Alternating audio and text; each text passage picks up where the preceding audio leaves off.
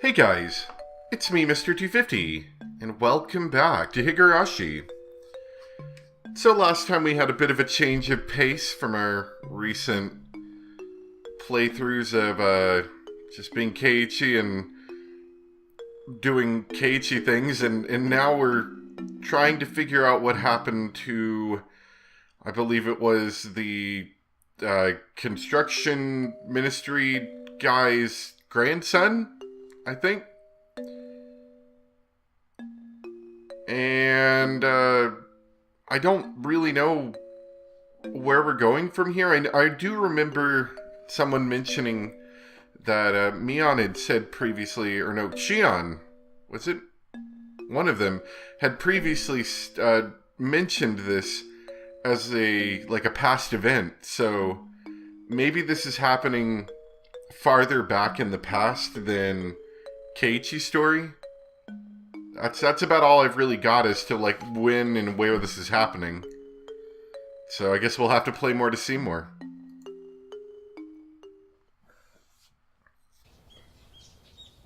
Waking up in a cheap hotel in the city was by no means pleasant. I remembered even during the long camping trips we'd had during grade school, I wanted to get home quickly, counting out the days left on my fingers.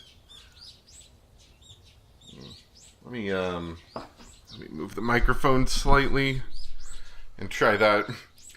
Waking up this morning, I was somehow reminded of that. Was it a need to be with my wife when she gave birth?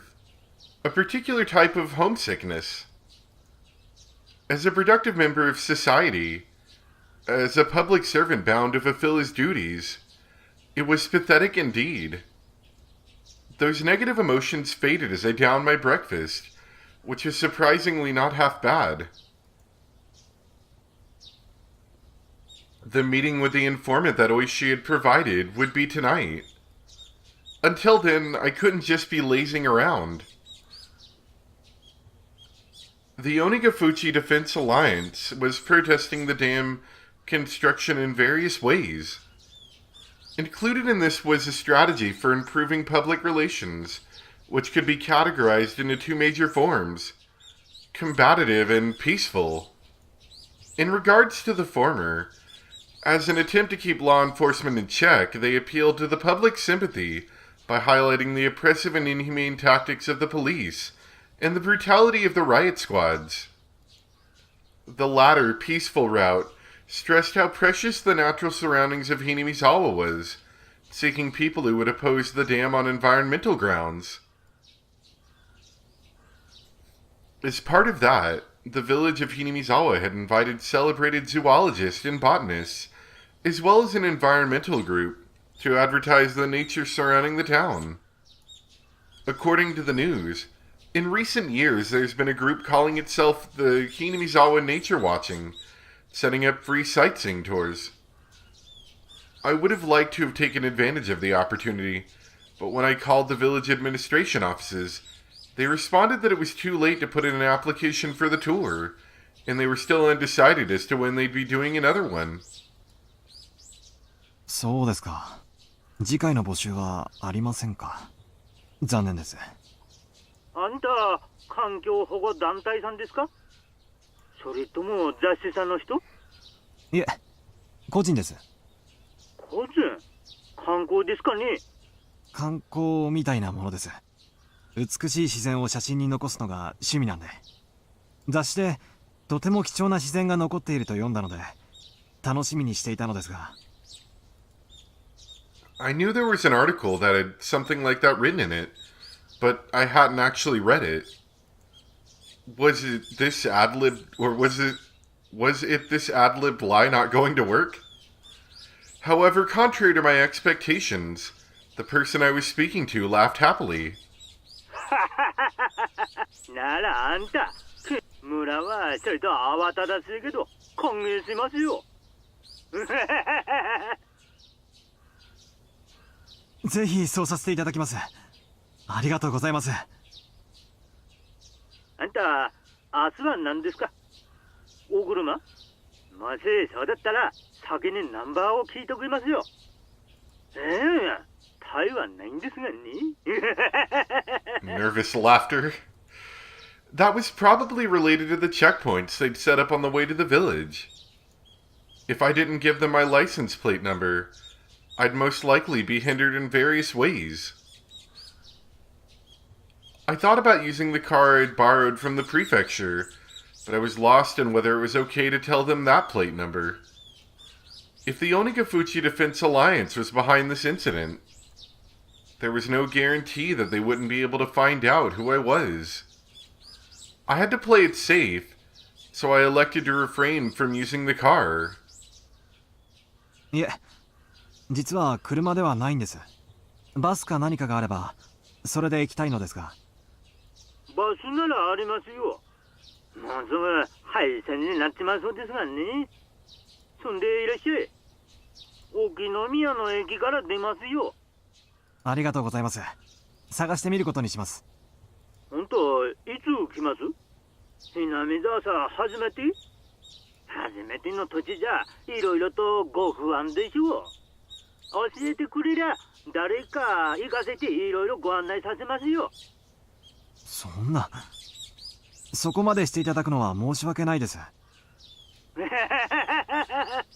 気にせんでください。これも村の自然さ守るための PR なんですから。Judging by what I saw at the checkpoint, the villagers were at the very least wary of outsiders.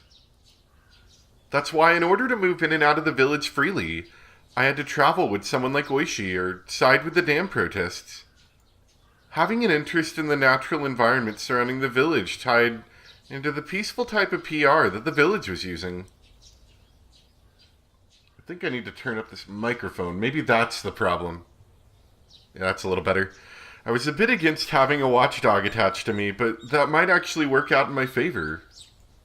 The entire village was fired up about the dam protests, so I might be lucky enough to hear some especially candid opinions about the residents. Given that, there was no real reason for me to refuse their offer. 本当によろしいのでしょうか。でしたら本当に助かります。After that, I was shown the bus schedule and directed to which bus I should get on. Somebody would come and meet me at the bus stop in the village. After showing me around a spot I'd take interest in, there was no doubt they'd bring me to somewhere like an anti-dam information center. Then over a cup of tea, they'd try and indoctrinate me into accepting their principles and beliefs. Well, if that was their aim, there'd be a lot of freebies involved. The world is about give and take after all. I couldn't be going in a suit. I pulled some plain clothes out of my travel case and changed into something more casual. And now it's too loud. After that, after calming down by watching some local television, I left the hotel and set out for Okinomiya Station. The bus route that I was told would soon be discontinued certainly didn't look that way. There was more than enough trips on the schedule, and the number of passengers was by no means sparse. It was the main link to Okinomiya, the only town in the area. The types of passengers that stood out were older folk who didn't look like they could drive, and housewives who didn't seem like they had a license. If the area was submerged at the bottom of the lake, it wouldn't matter if there was a bus route. That's why it was going to be discontinued, in the unnatural scheme of things. I could catch a glimpse of the government's intent in cutting off their means of transportation to bully the village into emptying out sooner. It makes sense. According to the documents, talks between the Ministry of Construction and the locals broke down quite early. The government decided from the start to take an aggressive stance on the matter. It was like the fairy tale with the north wind and sun trying to get the traveler to remove his cloak. Even their bullying had meaning to it. The reason why the Onigafuchi Defense Alliance resisted so violently was because the government was doing unseemly things like that. I was somebody who lived in Tokyo, so for a village or two out in the boonies like this to be submerged didn't seem like a big deal. But I guess for somebody actually living here, it would be a vitally huge problem. This route will be discontinued at the end of this financial year. Thank you for your patronage up to this point. We look forward to your continued patronage on our other lines. Okinomiya Transportation. Gazing lazily at the notice of discontinued service posted inside the bus, I counted down the number of stops until the designated one. Along the way, we passed through the checkpoint before without stopping. They knew what time the bus was coming, so they had opened up the barricade ahead of time. From here on out was enemy territory. My palms at some point had become coated in a thin film of sweat. 浮田水道前へ、浮田水道前へ。お降りの方はいらっしゃいませんか？ I hurriedly pressed the stop request button as the designated stop was announced. For none of the numerous passengers to be getting off here meant that it must be quite a remote place. In actuality, the stop I got off at was so abnormally run down that I could tell it was barely used. As soon as I stepped out, an intense atmosphere completely different than the interior of the bus assailed my body. Right now, Oishi or Motodai weren't beside me. That's right, at present, I was alone in the middle of enemy territory. My adversaries probably thought I was just an ordinary tourist, but that was nothing more than a ruse. But if by some mistake my true identity was to be exposed, it brought back the terrifying words I had heard at the prefectural office, that if somebody was attacked in Hinamizawa with a knife, there wouldn't be any evidence left behind. I didn't seem suspicious, did I? My clothing was currently casual. It was exactly the type of clothing that a city slicker that viewed the countryside as a wholesome getaway would wear. A camera and a knapsack. I was going to say, I'm glad you brought the camera. Inside were various things needed for hiking. It was still only June, and maybe it was unusual, but the sun was shining down like it was already the middle of summer. The fact that I didn't bring a hat must seem odd. No, it wasn't something to be that concerned about. It's alright. I'm just a normal tourist. Just normal.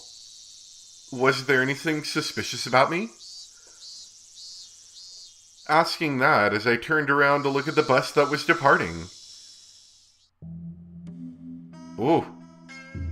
All the passengers by the window were staring down at me, silently. They were staring right at me, as if they'd seen right through my proud little outfit. Just staring, looking down at me. Countless stares rained down like needles on me from the windows opened to air out the bus. All that rained down were stares. None of them were saying a word. But all the more, their silent stares told me more than a million words could. Hurry up and go back to Tokyo, you outsider. 私は There was no reason for me to speak. My quiet voice was drowned out by the sound of the engine. The bus, as if to torment me, set out slowly, and after doing more than enough to intimidate me, sped off. A thin film of sweat began to rise from my entire body. According to the documents, it was a village that seemed wary of outsiders. Its population was small as well. If they saw an unfamiliar face, they would be quick to identify that face as an outsider. On top of that, nobody else had gotten off at this stop. It was a bus stop that they normally just passed on by. Somebody actually getting off there. There was no doubt that had drawn some attention. But this wasn't a slip-up.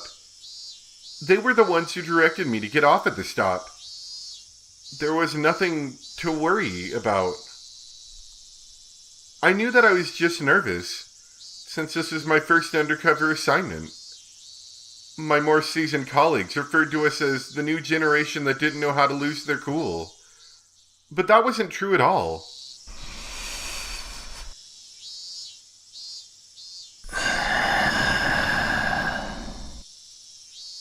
In order to calm my breathing down, I exhaled the unpleasant air residing in the pit of my stomach. I couldn't help but pray that my apprehensions would disappear like the white clouds of exhaust expelled from the bus. There was a small shed there to serve as shelter if it rained, and it was there I decided to wait. Inside the shed, one wall was plastered with posters advertising the damn opposition efforts. It was like the heartfelt screams of the villagers were recorded on that wall. Inside that shelter, I felt an inexplicable pressure. It wasn't like I had any real relation to the damn project, but it still made me feel hesitant about being inside there. That was just how filled with the force of denial that space was. And inside that uneasy space was a girl.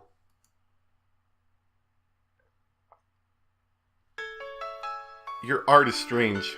Can I, what was the button? Was it P? I guess this isn't even a sprite. This is just a background. Why is your head so big? Inside that shed, covered in words written in broad brushstrokes berating the policies regarding the dam and calling for action, there was a girl sitting there with a drowsy gaze, as if half asleep.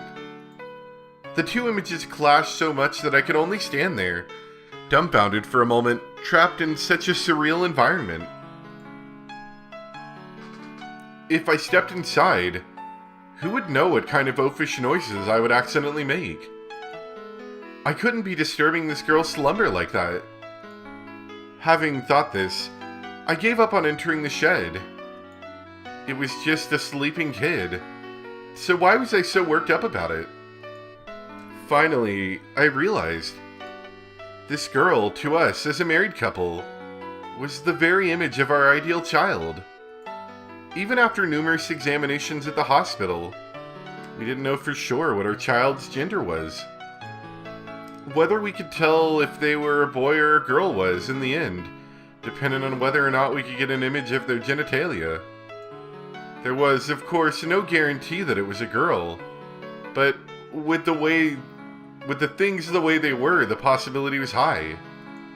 Even so, Yuki had been saying that the chances that it was a boy or a girl were even. But in my heart, I had already decided that our coming child was a girl. Since the day I decided that until now, it was so fun to imagine how our child would grow up that I couldn't help myself. Amongst those numerous imagined forms, the one that I had thought to be the most ideal had materialized right in front of me. Of course, a little of it was due to the circumstances. In my ideal image, her hair would be on the short side. The girl in front of me, though, had long hair. It was almost as if someone had taken my ideal and made some small adjustments. It certainly wasn't something unpleasant. Even so, I felt like I was sullying her just by looking at her like that. She had an immaculate, no, a divine air about her. Whoa.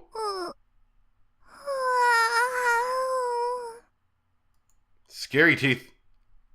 That girl with an angelic smile, with a yawn wide enough you could see her molars, woke up all of a sudden. I didn't mean to peep. But locking eyes with a girl who had just woken up like this somehow made me feel like I was playing a prank on her. I wasn't doing anything shady, but I became flustered. The girl spoke. No, cried out? Me. Oh, you're a lot smaller now.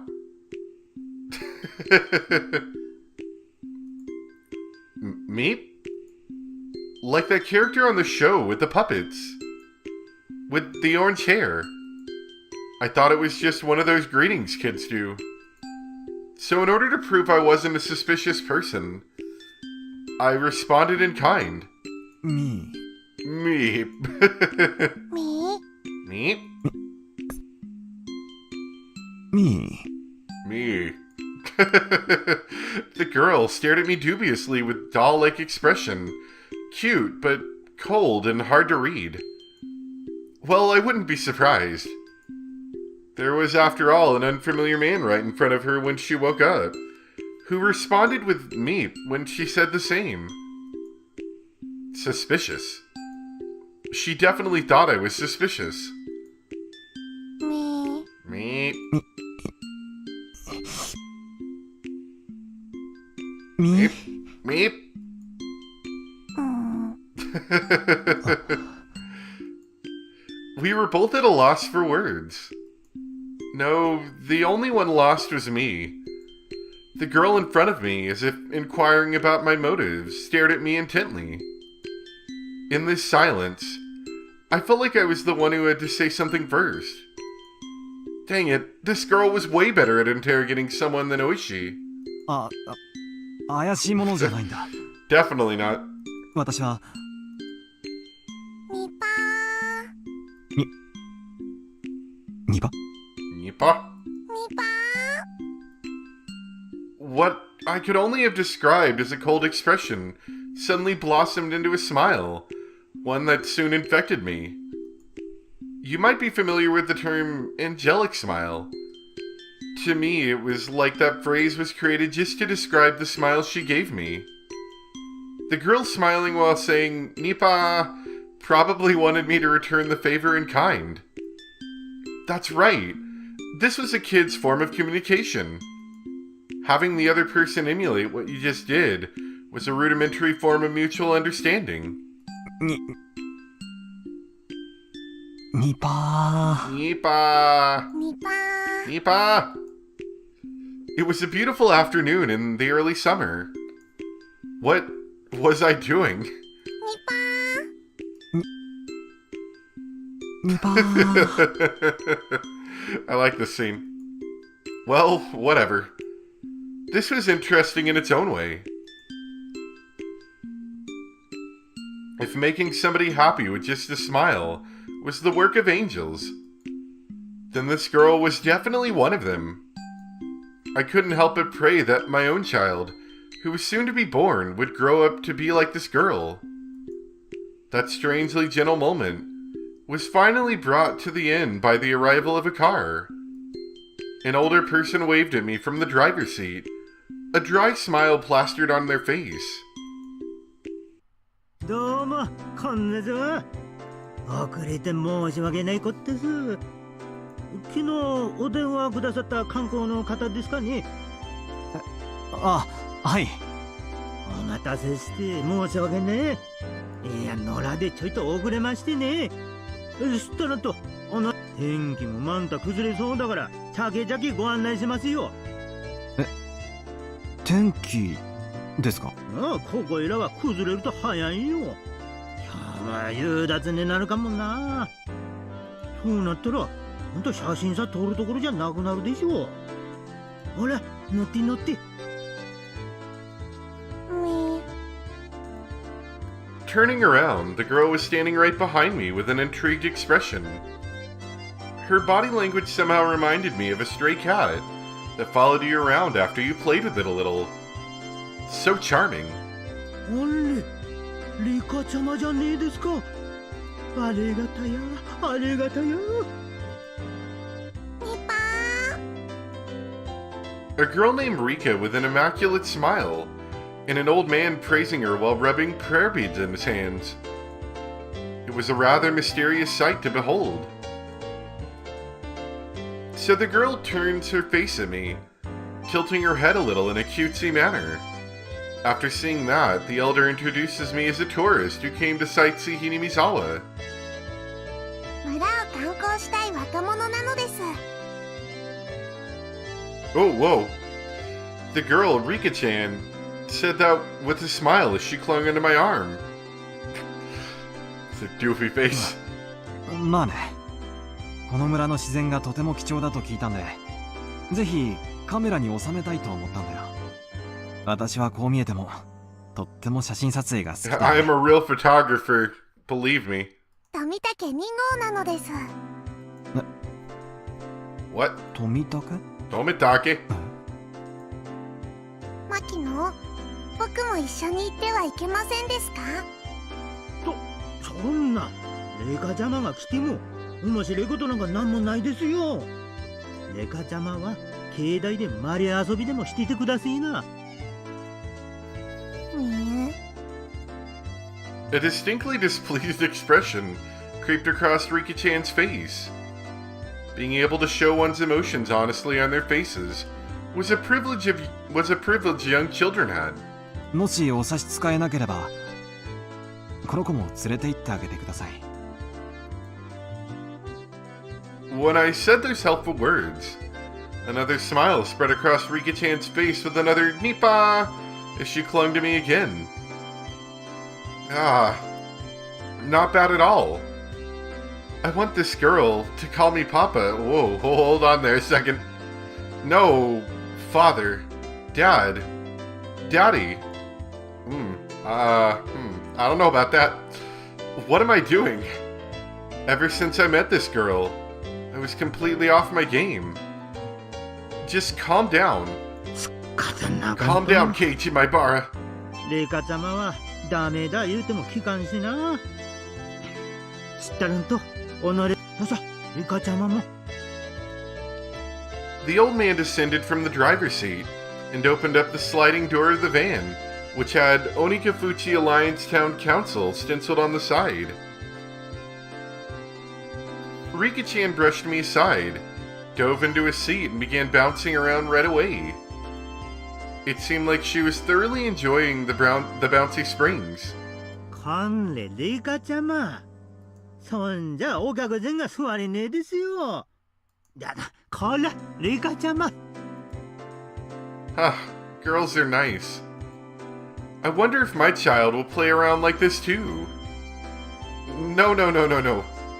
It was written in that guide to raising a child that you shouldn't dote on them. Kids are kids. If you don't raise them strictly without spoiling them. ふかふかでバインバインでニパニパ I'm definitely going to be a terrible father. It was decided that I would be a doting parent before my child was even born. そんじゃお客さん、風景の綺麗そうなとこで適当にご案内しますよ。お昼は食べましたかいね？ええ、ホテルで軽食を。そんですか。では参りましょうかね。ー。南沢観光に出発なのですよ。わーいなのです。君はリカちゃんでいいのかい？そうなのですよ。フルでリカと言いますです。もう繰り上がりの足し算とかもできますですよ。ああ、そうなの。それはすごいな。小指とかは折ってませんですよ。ちゃんと暗算でできますですよ。 The way she insisted upon that was just too cute. At some point, the nervousness I had about being alone in enemy territory had evaporated like it was never there at all. I had to be at least a little thankful that I met this girl. じゃあ出発しましょうかいね。南沢大自然ウォッチング。 The old man stepped on the gas with a great deal of gusto.